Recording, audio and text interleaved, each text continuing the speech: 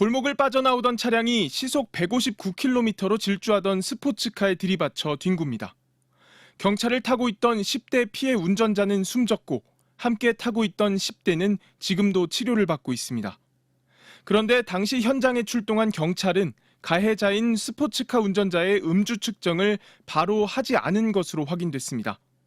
술을 마신 것을 파악했지만 가해자가 병원에서 치료를 받으며 체혈 조사를 하겠다는 말을 믿은 겁니다. 운전자가 좀 많이 다쳤다고 생각을 한 모양이에요. 그렇게 판단을 한 모양이에요. 그래서 약간 시차를 두고 병원에 가더라도 측정할 수 있겠다 이렇게 판단을 하고.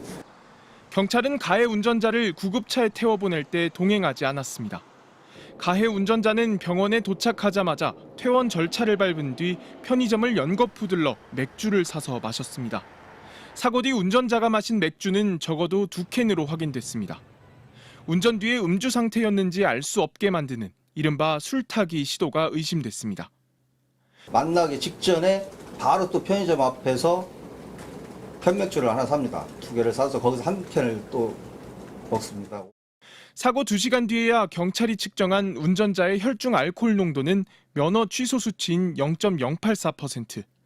하지만 운전자의 술타기로 인해 혈중 알코올 농도는 0.051%로 다시 추산됐고 검찰은 유죄 입증을 위해 면허 정지 수준인 0.036%로 최종 기소했습니다. 경찰은 사고 당시 출동한 경찰관의 조치가 부적절했다며 공식 사과하고 성실 의무 위반 등 감찰 조사에 나섰습니다. MBC 뉴스 전재용입니다.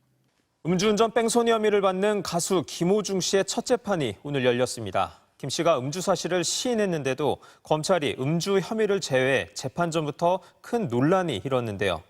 음주운전 후 현장을 벗어나 술을 더 마신 김 씨를 따라하는 사람이 늘고 있다는 제보가 잇따라 현장을 확인해봤습니다. 지난달 29일 경기도 화성의 한 유흥가. 경찰에 음주운전 의심 신고가 접수됐습니다. 저희가 음주 의심에 대해서 신고했는데요. 잠시만 기다려 주시겠어요?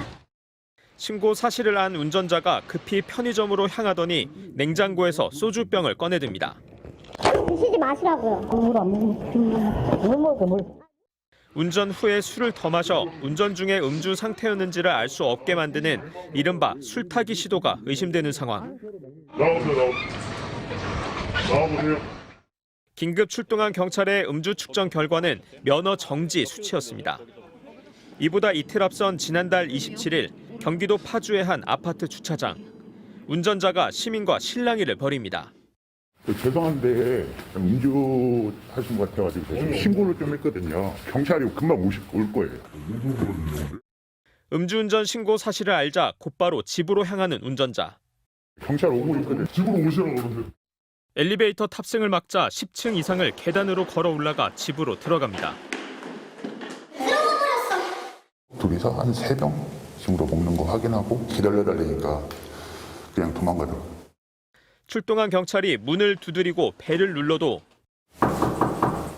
아무런 반응이 없습니다. 조사관입니다.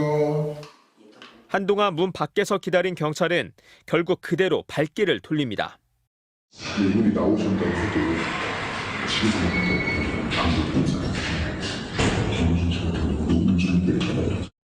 SNS에서는 음주운전으로 걸리면 김호중 씨처럼 일단 도망가서 술을 더 마시면 된다는 글이 확산되고 있습니다. 음주운전자들의 행정심판을 대리해주는 행정사가 만든 300명 규모의 대화방.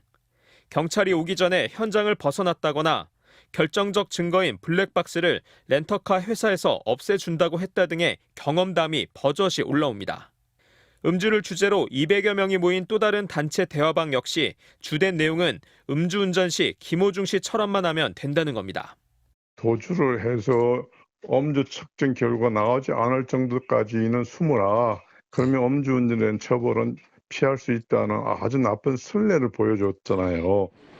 국회에서는 음주운전 후 술을 더 마셔 단속을 방해하는 행위를 처벌하는 이른바 김호중 방지법이 발의돼 있는 상황.